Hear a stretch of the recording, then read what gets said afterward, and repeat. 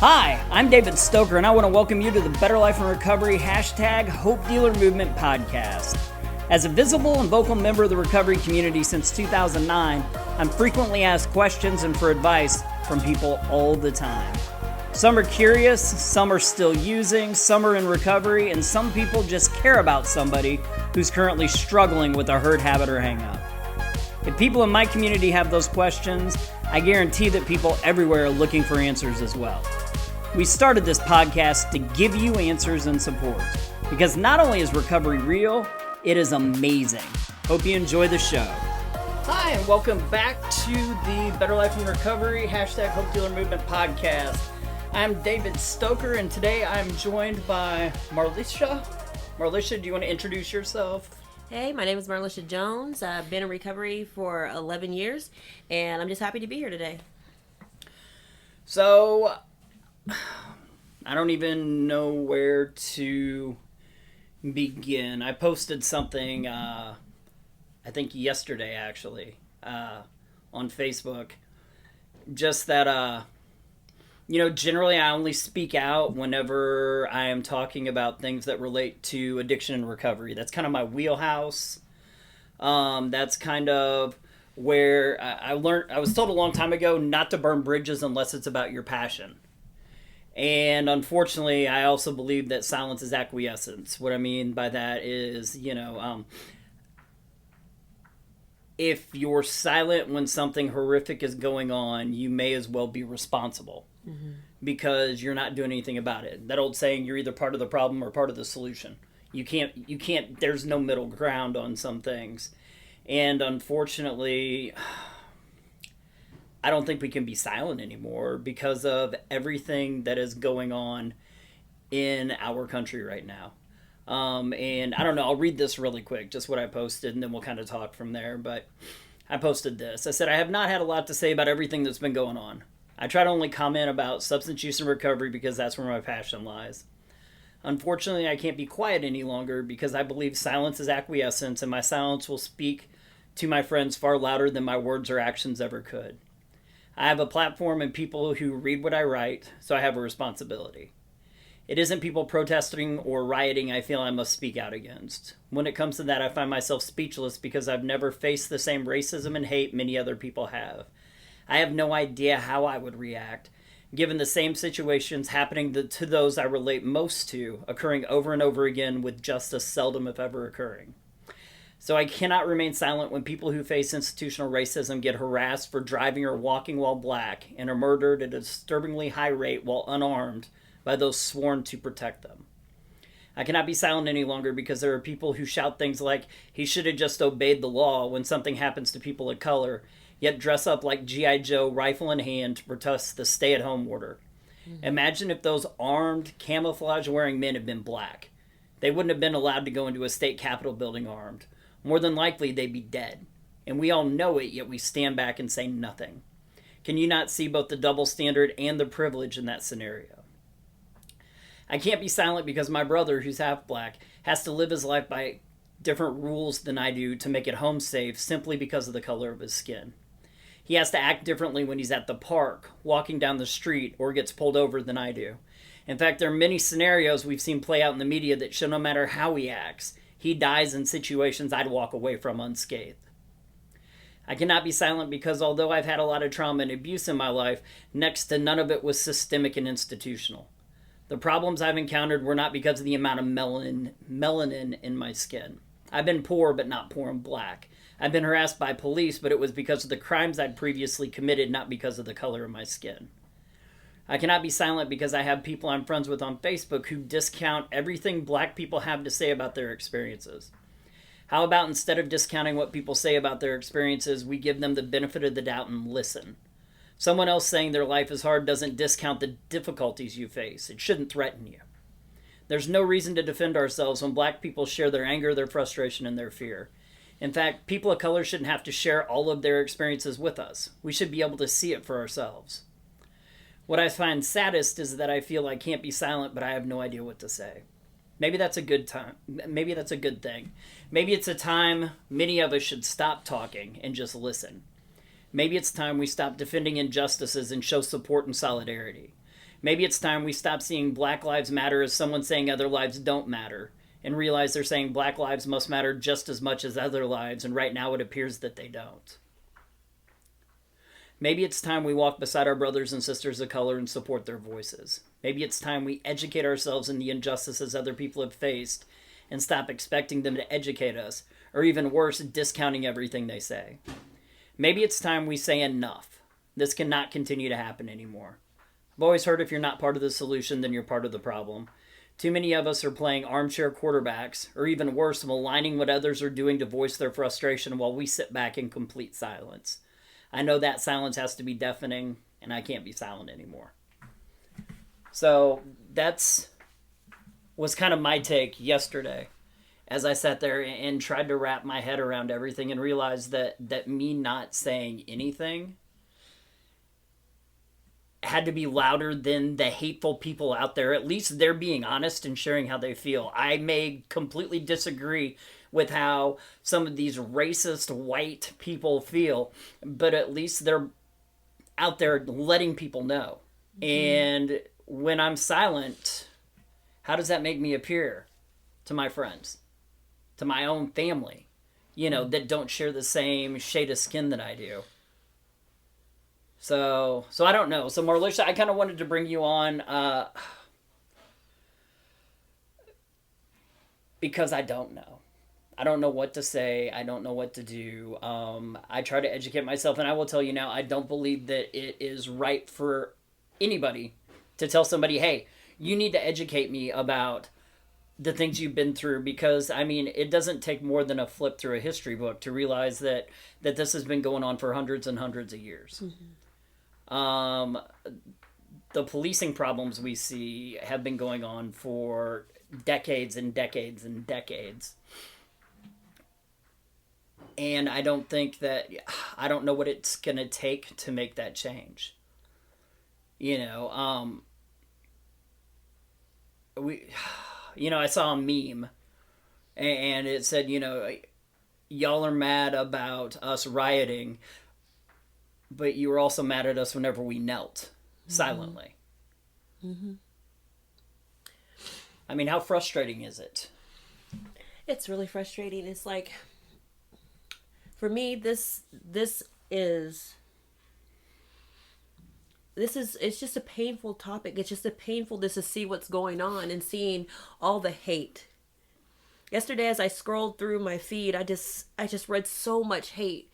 So many people don't understand. And the fact of the matter is, it's like, yeah, they're mad when someone kneels, but do you understand that when the Constitution was written, a black person was property? That wasn't written for freedom, and then we had to fight to even have the right to vote. It was over almost 100 years later before a black man could vote, and still he wasn't even considered a full citizen, just like a fifth of a citizen. And then you go back, and then white women were able to vote in 1920. Then black women it's just been so much of a fight for everything, just to prove that you are a person. I remember the first time that I was little and I was playing with a little girl, and her mom came and took her away from me and said, "You can't play with her." And having those things happen. And even in my life, I've had a family member who was shot down by the police in his own house because they kicked in the wrong door. It's like, and that was when I was like 10. It's like, there's so much. And like, when I go into a store, I'm 5'9". I'm a 5'9" black woman. I'm going into the store. I have to make people feel better and make people feel comfortable with me just because I'm there. Let them know I'm not going to steal. I'm not going to do this. Or when people say things like, "Oh, you speak so well," like I'm supposed to speak differently, like I'm supposed to act a certain way. I'm so tired of having to explain to my kids, who are mixed. It's like, I'm mixed. My grandfather is white. My kids are mixed, and having to talk to them about this, that people are going to see you a certain way, and they don't understand. They don't understand why they can't do things like other people can, or why they can't, act a certain way at a school, or they can't do these things, and I shouldn't have to sit there and explain over and over and over and over again when one of these things happened, how someone got shot, and like, why did they get shot? I remember having a conversation with my now 7-year-old. She was so scared. She was in preschool and she came back. She said, Mommy, the cops are going to kill me. Because a little kid told her about a shooting that had happened. And she couldn't understand why he got shot. And they told him it's because he was black. And she said, well, they're going to shoot me because I'm black. And I spent the entire time like trying to explain to them. It's like, this is a big thing that we have to realize, is that not all people are the same way. And so I've spent my time explaining to my girls how they have to be careful. And these are the things they have to be careful with, but also trying to feed into them that not all people are the same. You know, and it's like from that time in preschool, I took her to Walmart, and there's a cop at every Walmart, and I would take her up to the cop and tell him, thank you for your service. I wanted to let her know that she could trust him, but in the back of my mind, I don't really know if she can. And that's what hurts so much, is that my 17-year-old, when she leaves the house, I'm afraid for her. I don't know what's going to happen. I don't know how people are going to treat her, even though she's so loving and so kind. I don't know if people are going to see that when they see her. And I shouldn't have to feel that way. I shouldn't have to feel like I have to prove that I am a person, that I have to prove that my kids, you know, I shouldn't have to prove all this stuff. I should be able to just go throughout life, but I can't. And that's what a lot of people don't understand. Like, oh, well, they want to march, they want to do this.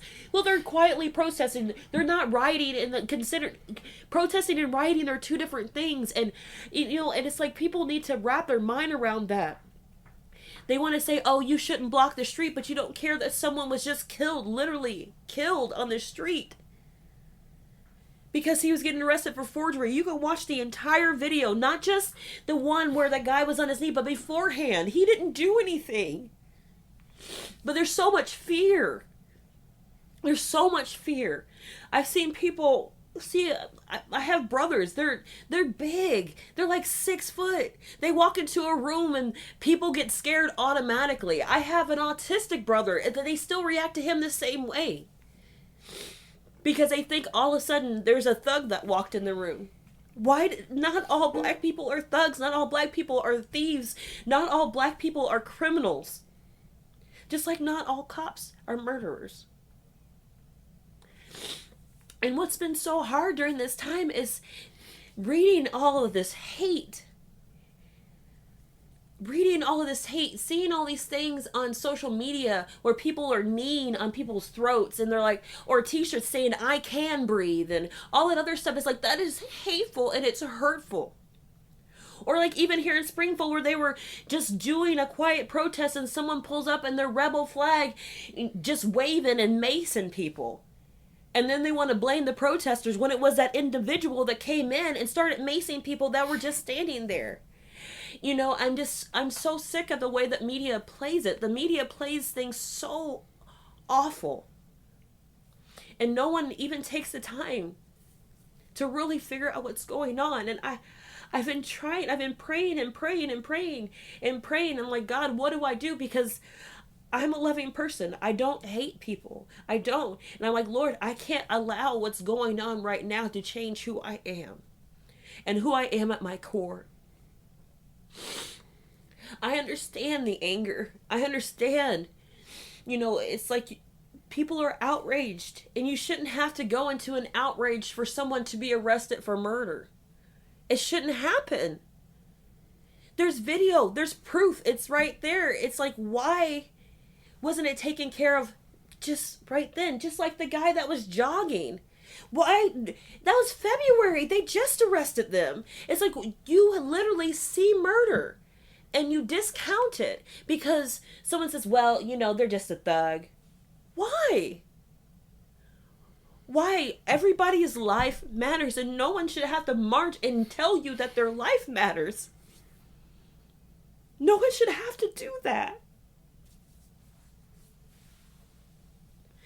And that's why my heart hurts so much when people are like, well, you don't know the whole story. Well, it doesn't matter. Murder is murder. And you don't get to be the judge and jury right there on the pavement.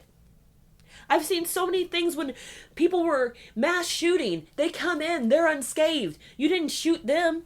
They had a gun. You didn't shoot them. You brought them in to be prosecuted. Not, oh, well, they had a bad life and they had this, that, and the third. What about the individual that you just killed? Or that you went into the wrong house and you shot him dead? You know, like all this different stuff. When does it stop? When do you look at people and see a person and you get to know that person first instead of looking at them for what they look like on the outside? I teach my kids, I said, you don't judge someone based off what anybody has said. You get to know them first. And that's the problem. There's so much fear and there's been so much division for centuries, since so far. From slavery to now. There's been some changes, but what are we really doing? The hate is still there. The fear is just there. People see a black person and they get scared. And the question is why? Why are you scared?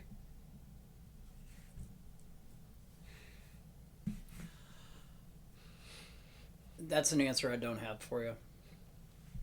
You know, what to me, I as a white person, I know there's a few things that I've had to learn. And some of it I had to learn the hard way. Like, I was an idiot, and the first time I heard Black Lives Matter, I was one of those same people that was like, well, all lives matter. And I had a friend sit there and explain it to me this way. They said, imagine you, me, and they pointed at a couple other people in the room. They said, imagine we all go out to eat.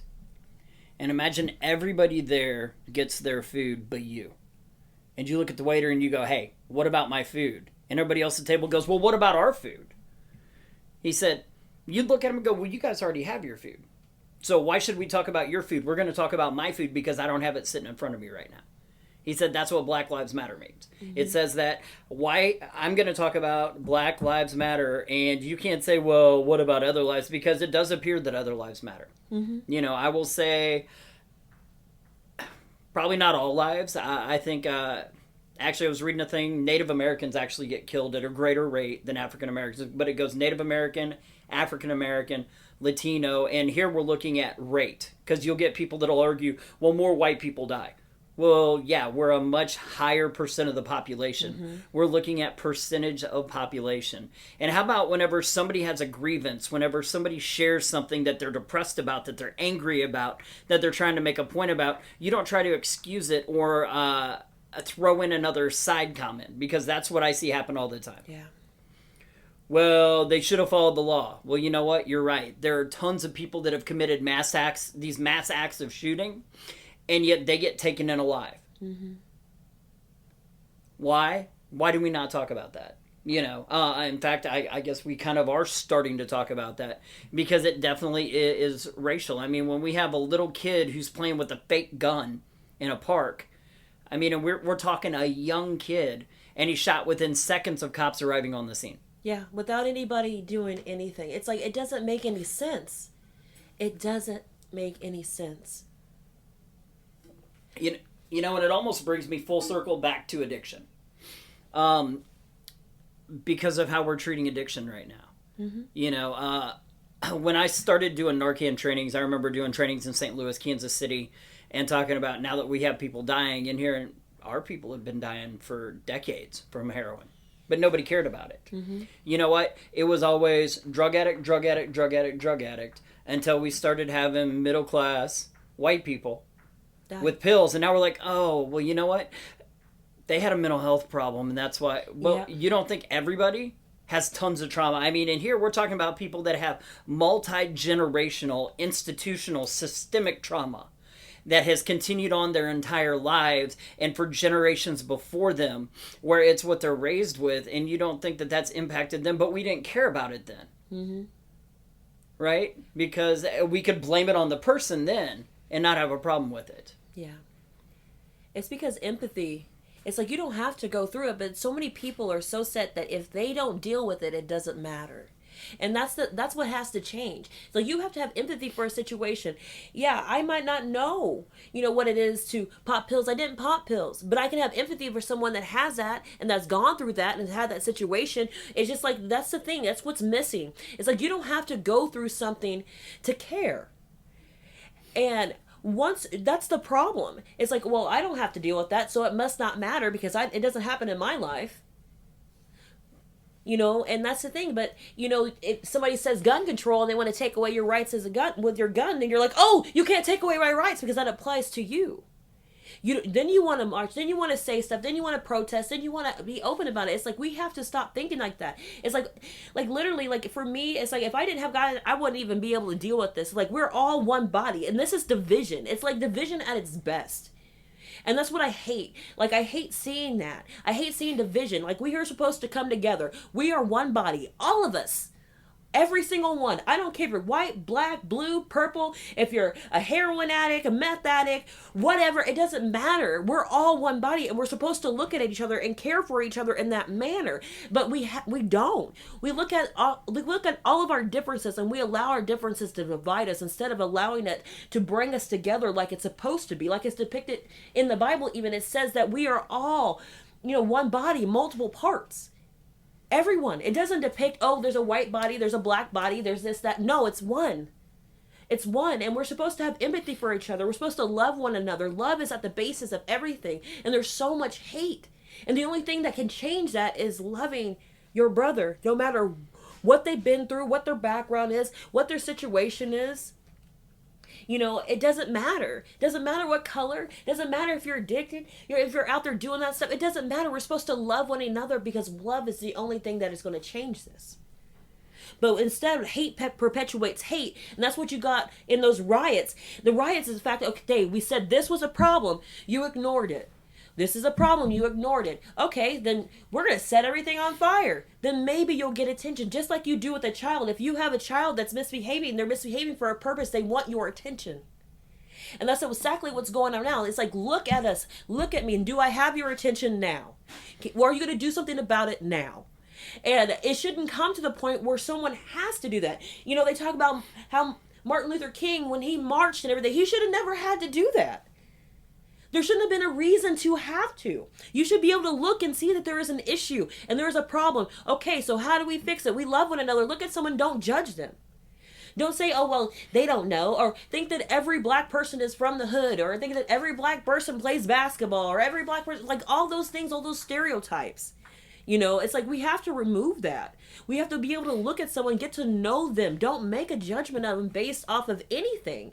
You can't look at someone and say, oh, well, you're black, so you do this, or you're Chinese, or you do this, or you're an addict, so you're this. And you can't do any of that stuff because it's not fair, because you don't know, because the only knowledge base that you have is what you know.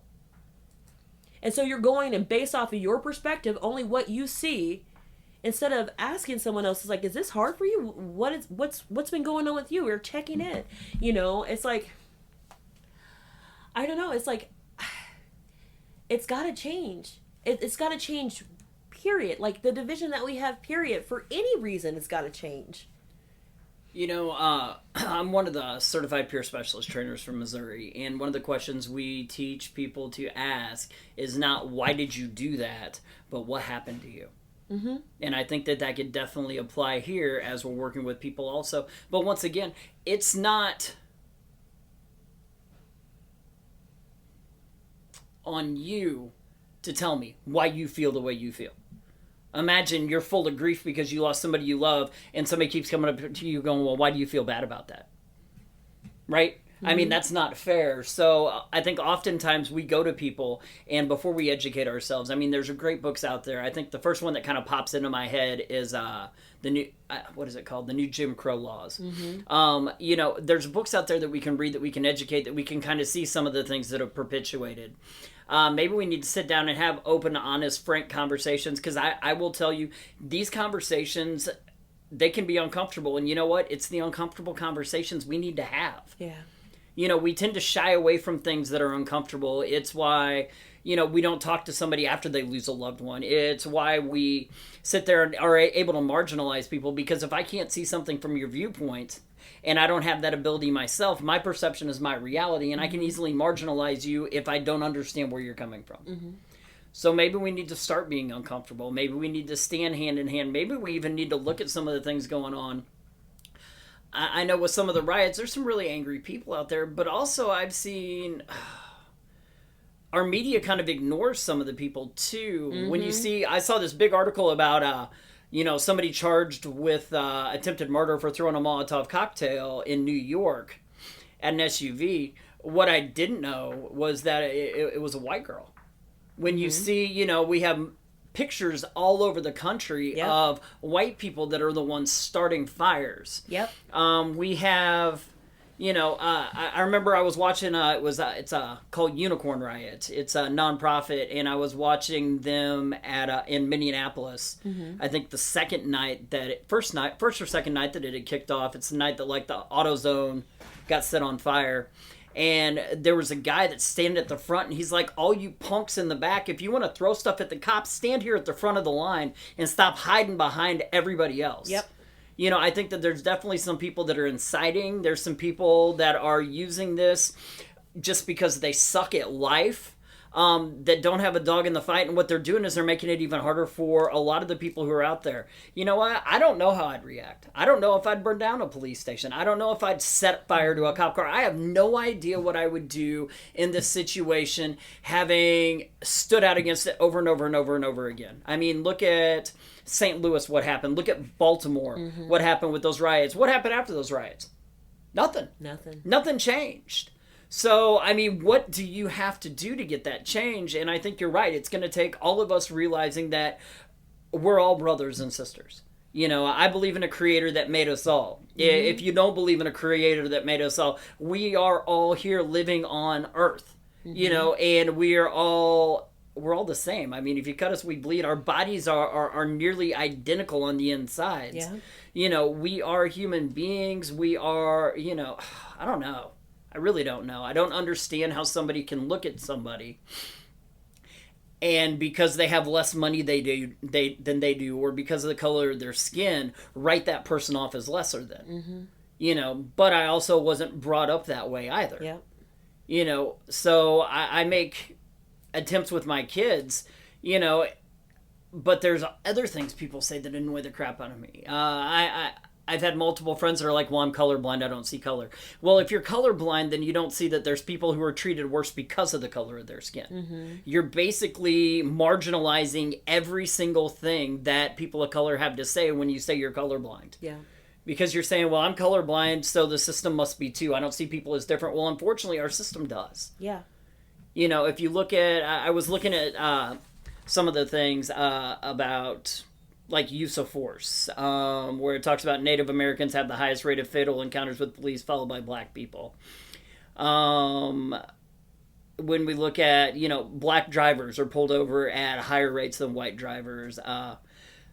Officers ticket, search, and arrest black and Latino drivers more often than white drivers. When searching black and Latino drivers, officers have less evidence than when searching white drivers and are less likely to find contraband because they don't look as hard.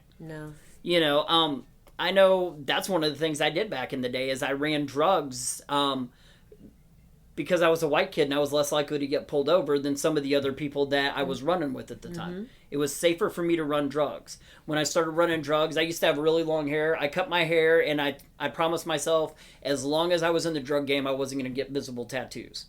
Because I saw that people with long hair and people with visible tattoos got harassed more by the police. I didn't have to change the color of my skin to get harassed less by the police.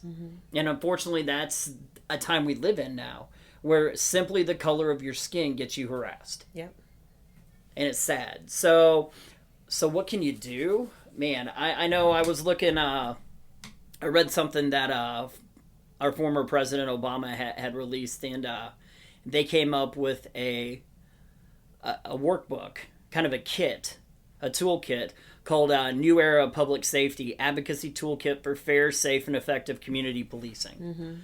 Maybe we need to come together as communities and sit there and start talking to, and yes, federally, we need to go to We need to vote. Yeah. You know, we need to find out who supports and who doesn't support policies that we stand behind, whether that is, you know, this is a recovery podcast. So whether that is people who support recovery and who support trying to get people help who have substance use disorders instead of imprisoning people who have substance use disorders. With this, of course, we'd want to look at people, I mean, how silent are people right now? You know, how silent are your politicians? Because I wouldn't vote for somebody that hasn't spoken out and said this is disturbing and it has to change. Yeah, and that's the thing. It's like, and plus we have to get the understanding out there, because a lot of people don't understand, you know, that there is a legislative, executive, and judicial branch of the government, and that every election is something that you should be going to vote for. You know, that people that you see, like the president and the governors, they don't make the laws. And that's what a lot of people forget, that they don't make the laws. The laws are made in this, you know, in the House, in the Senate, and that's where the laws are made. That's where everything is perpetuated. And a lot of people have gotten a little insight with that, with what's going on with the stimulus payments and how it had to go through and how it works. And this is how it works. So these people that are seated in there, those are the people that you need to check and see where they stand for this. Because when it's time to come and elect them out of office, we need to do that. It's like there's got to be a change. Everybody has to be on one accord, and that's the problem. There's no unity. Like if the community would come together in unity, we would be able to do so much. If we can look past, well, that has nothing to do with me. It does, because if it affects the community, it affects you, and that's what people don't understand. It's like when we have all this discord and all this crime, and we have all this addiction going on, we have all these things flying around. It affects us all. That's why we need to come together, and we need to put together a plan. We need to try to do something. Try. Not just discount it. Well, I'm not doing that. Well, that's what they get. Well, I'm going to run them over with a car if they protest. Like, those kind of things. How is that helping anybody? That's just causing ripples. It's causing problems. You know, we just really need to come together and unify. And that's how we'll find a solution for this. That's how we'll find it. And I think it needs to be at a community and a state level. I mean, federal is great. You know what? Get U.S. senators, U.S. representatives, the president, the Justice Bureau, the Justice Department, all those different. But in all honesty, I have seen completely different responses from different police stations, from different police chiefs, because honestly, I think we can have the most impact and the most change when it comes to local, to city, county, and state government, because those are the people, you know, those are the people that are appointing police chiefs. Yeah. Those are the people who stand behind. Federal honestly doesn't have nearly as much impact or reach on, say, Springfield or, say, Minneapolis. You know, if you look at Minneapolis, that's a city thing. Yeah. You need to look at the city, you need to look at the county, you need to look at the police station, the police chief, what's coming from above that's flowing down below. How many of these actually have community groups that get together where they actually sit down and talk to them? Yeah. You know, and get their feedback and listen. You know, because right now there's a huge lack of accountability. I think there's a huge lack of input from the community, and unfortunately, I grew up a poor kid. And I didn't believe that my voice would be heard. Yeah. So I didn't use my voice back then. You know, it's funny. It took me going to prison and then college after prison to learn how to use my voice. But back then, I was like, well, I'm poor. Nobody's going to listen to me anyway. Yeah. And I bet there's a lot of people of color that feel the exact same way. Yeah.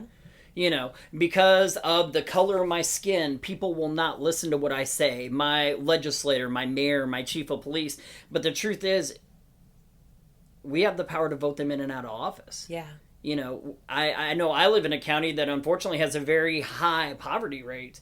So if we were to get everybody together, it's going to make some monumental changes. Yeah, and like with the voting thing, it's a mindset, because for so many years, it didn't matter. Your vote didn't matter. It didn't matter what you had to say. And so when you think about that, like, we're products of our environment. So you've come up in an environment where your great-great-grandpa went down to vote, and then he dealt with all that other stuff. And then your grandmother, nobody cared about that. And then you go, and then you have the mentality that no one cares. And then there's so many, like me, I didn't vote for the first time till a couple of years ago. I never voted because I didn't think it mattered. And I didn't think that my vote would change anything. It didn't. And the first time I actually sat there and I got in that poll and I got to pick who I thought was good, it's like I felt good about it. And then as I watched people get elected into office, some of the people that I chose did. You know, and then you think back, like, maybe that was the vote that got them in there. Maybe that was it.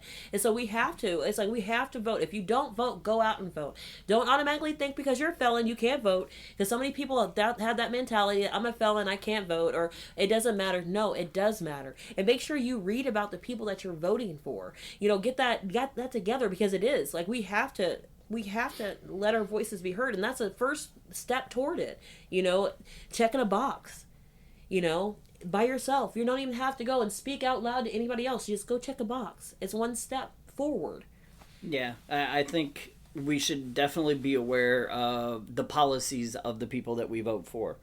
Mm-hmm. And, you know, what that means for some of us is we may vote, you know, at the same time, there may be two people we vote for that are Republicans and one we vote for who's a Democrat. Mm-hmm. You know, I don't think you should be a straight ticket voter. No. Just because I don't think if you're a straight ticket voter, you're truly looking at the policies and beliefs of the people that you're voting for. Absolutely. You know, the whole what would Jesus do? I don't know if he'd vote for either party right now. Honestly, you know, it's funny how far we've gotten away from loving our neighbor and caring about our neighbor. Yeah. You know, you've got one side, and there's reasons that Christians step forward and say, well, I'm not going to vote Democrat because XYZ. But I'm a Christian, and there's reasons I'm not going to vote Republican because of XYZ. Mm-hmm. You know, I look at that exact same thing. I never really get into who I vote for, who I support. Of course, I have board members that, you know, it's pretty easy to see that I'm pretty open. I mean, I have board members that are Republicans that are, I don't know. You know, yeah. I feel like saying, man, we should just edit that part out because I don't even know what I was going to say there. But honestly, I think it's important for us to know the policies and beliefs of everybody that we vote for. Mm-hmm. And I think too often we vote for people. We're not voting for somebody. We're voting against somebody. Mm-hmm. It's not, I want that person in office, but it's, oh my God, I don't want that person in office. Mm-hmm. And it sucks. Maybe we need more people to step up and run for office. Yeah. You know, because I will tell you now, there's the last election, I looked at who was running for president. I'm like, I can't vote for either of these people. Yep. I did not feel comfortable supporting either of them. And I'm sorry if that hacks people off that are huge Hillary or Donald Trump supporters. But honestly, the lesser of two evils is still evil. That's what it was. And I can't vote. I can't cast a vote for something that I don't feel would have the best interest of the people I care about. Yeah. You know, and I looked at both of them and I didn't feel either of them would have the best interest. So it's important to know. And sometimes, I mean, how often do you look at an election and you go, really, are these the best choices we have in our entire state, our entire community? I look at that sometimes with state reps and I'll be like, out of the thousands of people that live in this this district, this is all that's the best we have. You know, so by all means, if you want to see change, I mean, maybe step up and run for office. Or at least know what they stand for. And if you believe in what they stand for, do more than just cast a vote. I mean, join their coalitions, go to their rallies, volunteer your time with them. You know, find out what you're passionate about and put your time in there. Put your time where your mouth is. That's right. I'm tired of keyboard warriors that sit there and want to shout all these things they believe in, and then nobody shows up at the polls. Exactly. Or nobody has anything to say, or if you would catch them on the street, they wouldn't say that.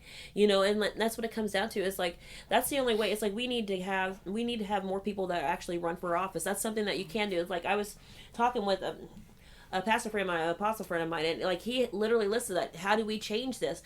Run for office. Get in there. Do something positive. Rioting is not the way to go. I don't care who gets mad about that, but rioting is a crime. Like if you go and you're setting something on fire, that's a crime. It is. And I know that you're angry, but take that anger and use it for something positive. You can fuel that. Say, okay, well, I'm going to do this. This is what I'm going to do. I'm going to get in here. I'm going to change things. I'm going to change this legislation. I'm going to go and fight for the things that I believe in. That's the kind of thing that you should be doing instead of going and burning down a building that you're ultimately going to go to jail for. What are you going to change in jail?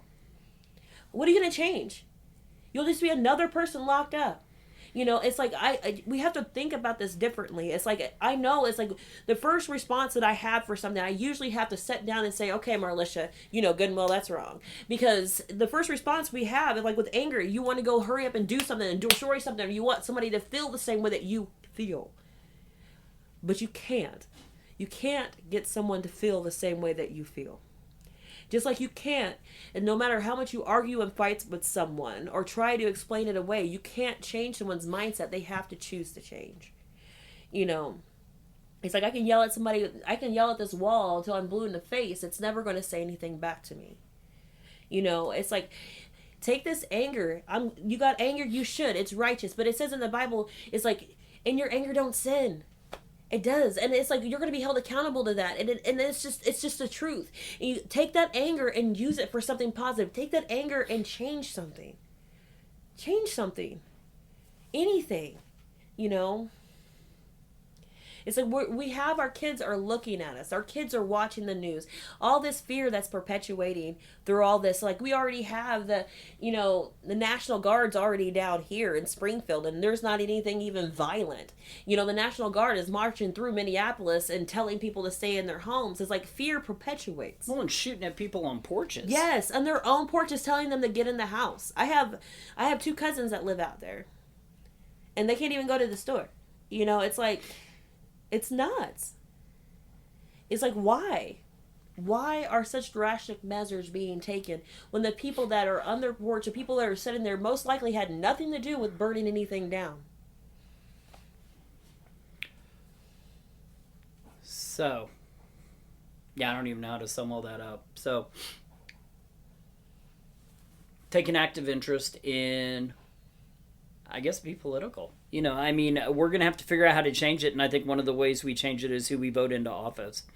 Get more involved in local government. Like I said, figure out if there is like a community impact panel, or if there is a group that helps advise your local, whether it's city, county, or state police department, and make sure that it is representative. Because a lot of times, I can't tell you how many times I go to recovery things, and up on the dais, everybody looks exactly like me. We are not getting the voice of a huge group of people that's out there. Yeah. And so we need to make sure that if there are those panels, that they're representative of the people in that community. Right? If I want to know why somebody that lives in a certain neighborhood is so upset, maybe I should bring in people from that neighborhood. And ask them. Yeah. Maybe we should have more police that are from those communities. I think I saw something saying, like 3/4 of the police station lives outside of the district that they represent. Yes. So it's hard for me to have to really know what's going on in a community if I'm not in that community. And just policing does not give you an idea, especially the way we do it now, which is more of what they call like a broken window policy and not a true community policing effort. So figure out, if somebody kills somebody on camera, they're arrested like that. They're held accountable like that.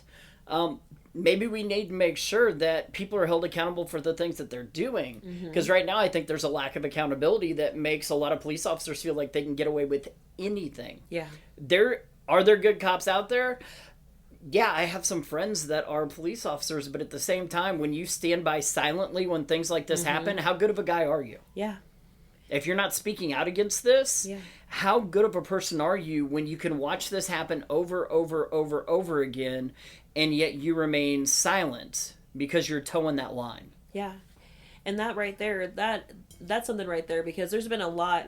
I've watched over social media. There's been a lot of police that have stepped up and said, if you don't see a problem with this, then you can hand in your badge now. Or people that come out, they're like, this is messed up. Like even with the Springfield Police Department, when they released that statement, they're like, this is not right. You have to stand up for what you believe in. And it's like, and when people continually just want to turn a blind eye to it. And that's why, like with the other cops that were there that day with George Floyd, like they sat there. They knew it was wrong, and they did nothing to stop it. And then that makes you liable for what happened.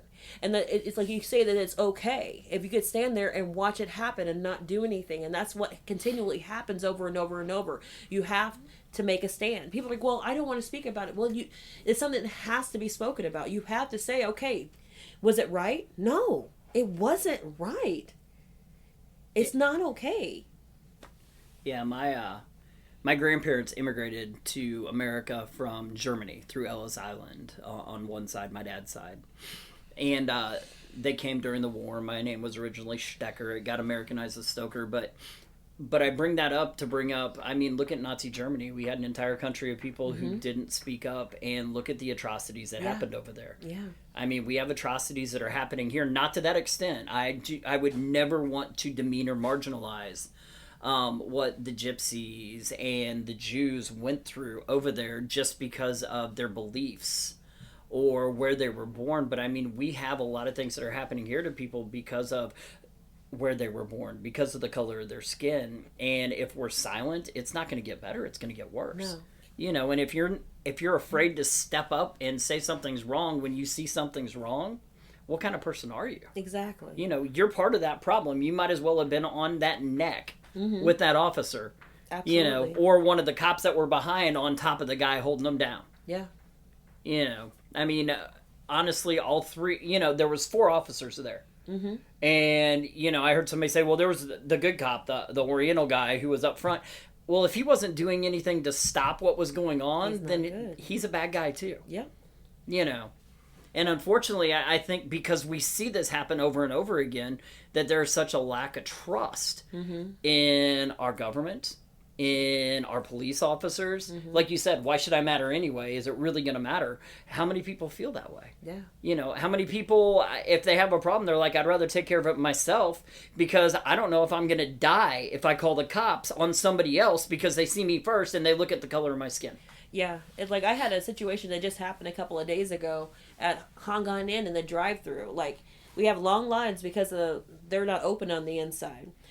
Me and my 3 girls were in the car. We were having a sushi night, so we have sushi. We're gonna get crab ragoon to go to their sushi because we're having a small night at home, and we're all excited. And then this lady, she comes barreling in. She curb checks, drives over the curb, hits the side of my car, and then parks in front of me. And then she just acted like nothing happened. And I just had my daughter roll down the window. I said, "Excuse me, ma'am, you hit my car."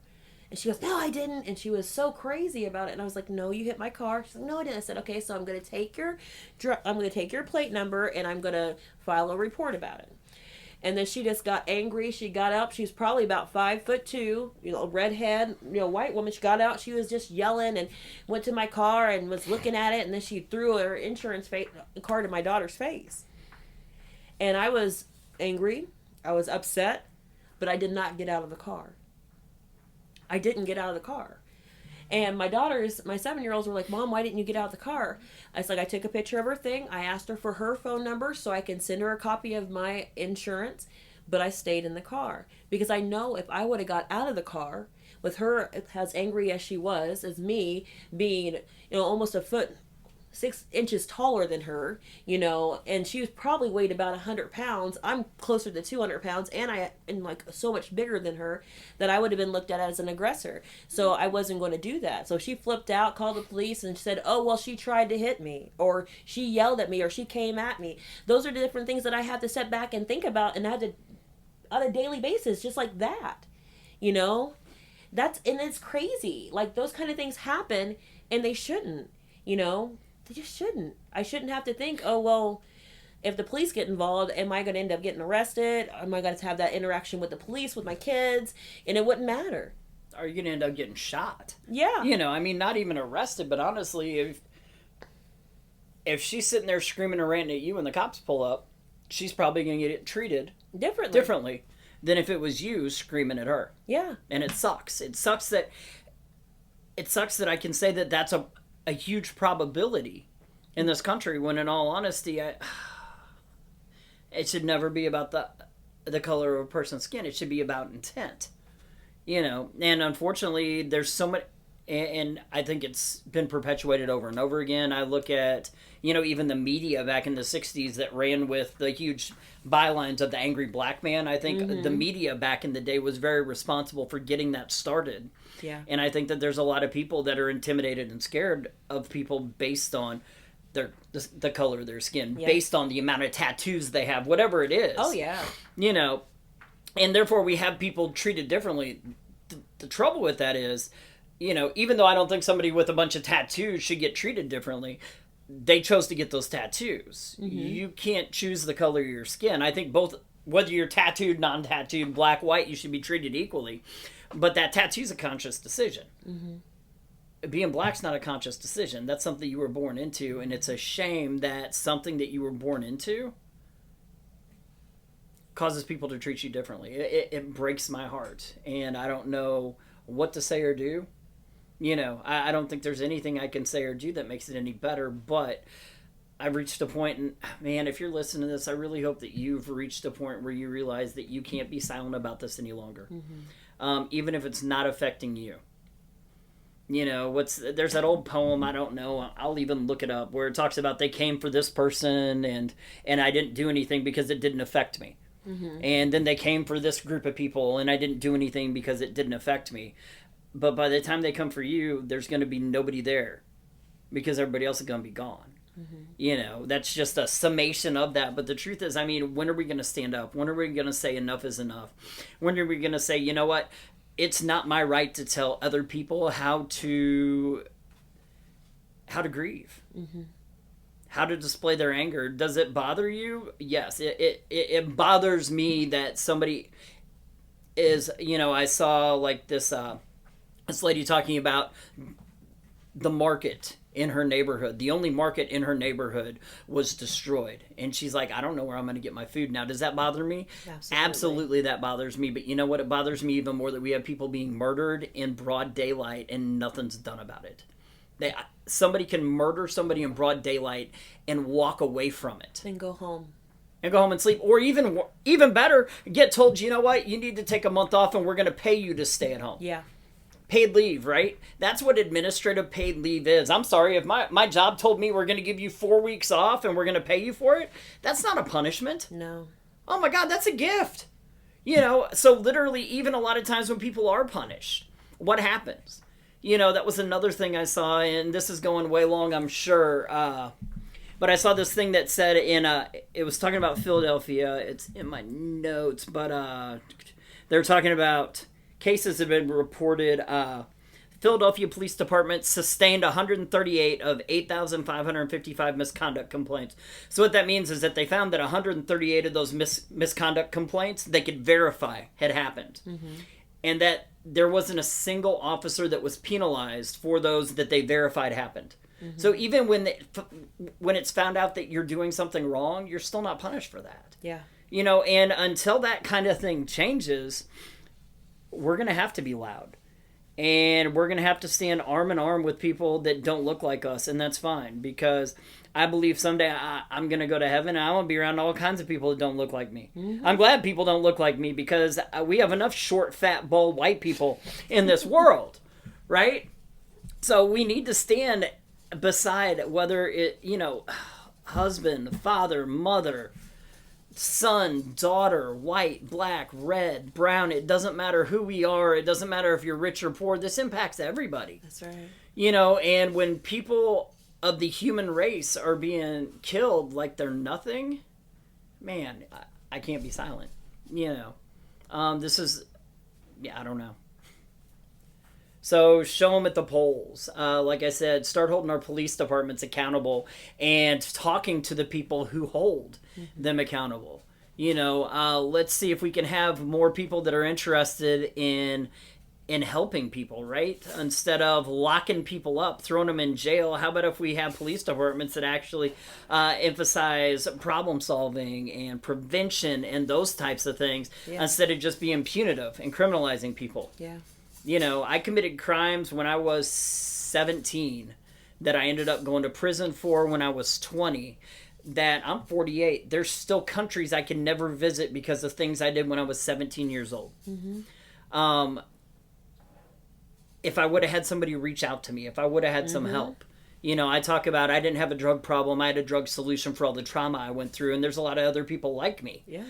That exact same thing. And yet we're sitting here criminalizing people. I mean, how many of those people that have been shot and killed, how many people do we have in prison right now that are there because of mental health issues? Yeah.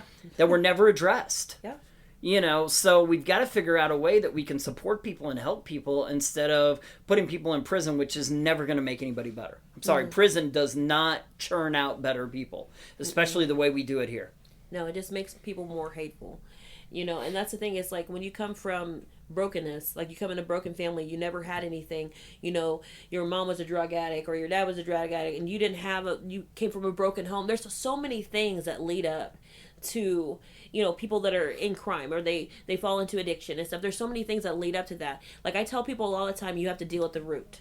You got to deal with the root. Where does it come from? And so it's like if you go in and you just punish someone and you send them off to jail, you never deal with the root. So when they get back out, they still deal with the same stuff. They still have the same problems, and they have a lot of anger and hate that go on top of it.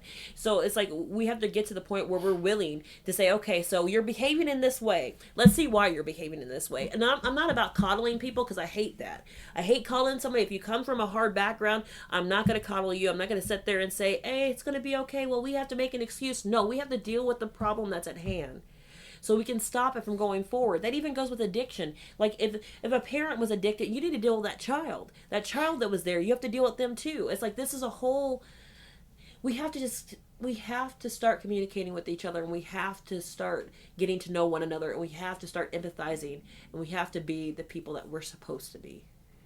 Yeah, it reminds me. I heard this story a long time ago.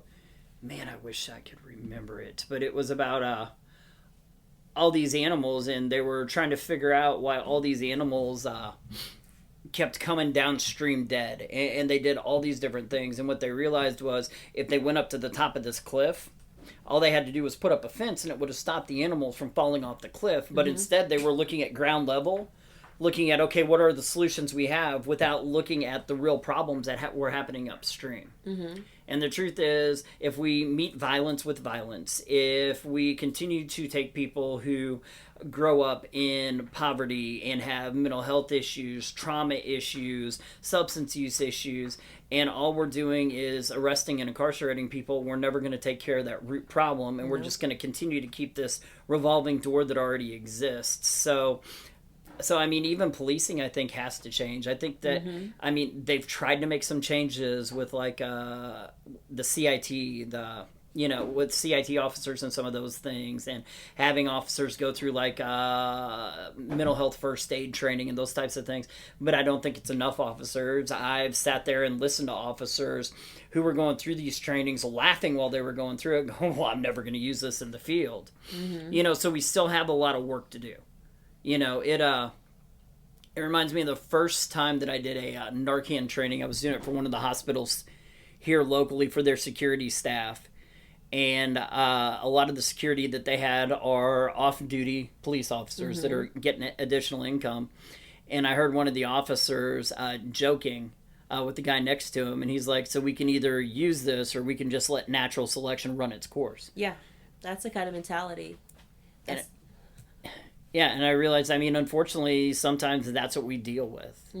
Are there people that get into law enforcement because they truly want to help people and make things better? Yes. But there are also a lot of hateful bullies that get in there? Absolutely. We're going to find that with just about everything. The difference is, I can't defend when a group of people continues to do things over and over and over again. I couldn't defend... couldn't defend grandparents whenever they were the people that were supposed to love and protect me, and they were the people that beat me.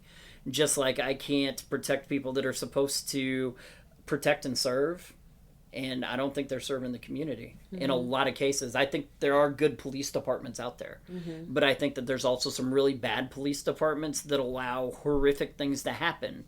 And until there's change within those police departments, you could see I think it was one of the police chiefs I saw, and they had a sign, one of the protesters did, of all the people that have been killed, and he read off each one of those names. Yeah. And he sat there and he knelt and he prayed with some of the people that were there. Yeah. And then I see other ones that are randomly shooting rubber bullets at people, not knowing, what they're there for. I mean, you're seeing reporters get hit. You're seeing all kinds of different people get hit that aren't even involved in anything just for being there. So if we're seeing different responses by different police forces, maybe it's time that we get all of our police forces trained better. Yeah. It's a job. This is a job you're choosing. I don't know anybody that was ever made to be a police officer. I had an issue with that with some of the peers, people that were going into the peer thing, and they're like, well, it's not right that I should have to do this, this, and this. And I'm like, dude, you're choosing to become a peer. Yeah. There's tons of other jobs out there you could have. So if you're choosing to become a police officer, then maybe there's different trainings that we should have. Maybe we need to get some of these chiefs out of the office that are allowing this type of behavior to run rampant within their police department, and get some new blood in there that maybe is going to have a more empathetic viewpoint, be more compassionate, actually see a person as a person and not as an economic status or the color of their skin. Yeah. And deal with people that are in burnout. Like, you can go and you can see so much crime, so many things over the years that you become numb to it. And that's what happens to a lot of people. Deal with that person. To get them the mental health training they need, get them the breaks, whatever they need. And then when you have people that are habitually having complaints about them, maybe check into that. Deal with it. Don't just say, oh, well, we checked it. Check their social media. See what they're into. Do it that way. Go in and see about this person. What do other people say about them? What would someone say if they see them walking down the street? Get a little more intel until you just allow someone such power. Because when someone gets on a police department, they have power. They have power and they know it. You give them something. You say, hey, you're supposed to protect these people. You give them authority over people. And when you get to that, it's like, if they're in the wrong mindset, if they're on burnout, they don't care about anybody, don't care what they're doing. Everybody's going to be this way. They start with the mentality of like, oh, every black person's a thug, or every addict is this, and it doesn't matter. They're going to die, whatever. So we'll just let them do whatever. You have to deal with it. I think that a lot of this has just been let go. Like, how did this man get to the point where he was kneeling on somebody's neck and no one? Because if he was doing that, and the jokes that he was making, the things that he was saying over him, that came out naturally. It's something that he had been doing. People already knew this. People already knew that he was potentially could do something like that. And where are the other officers talking up like, hey, probably need to check on old boy because he's got some problems, and we probably need to check on this. Where's the accountability? There isn't any. It should be an accountability for your community, not accountability, well, we're going to just make sure that you stay here and I'm going to protect you or whatever. No, you're supposed to protect the community, not what other people are doing.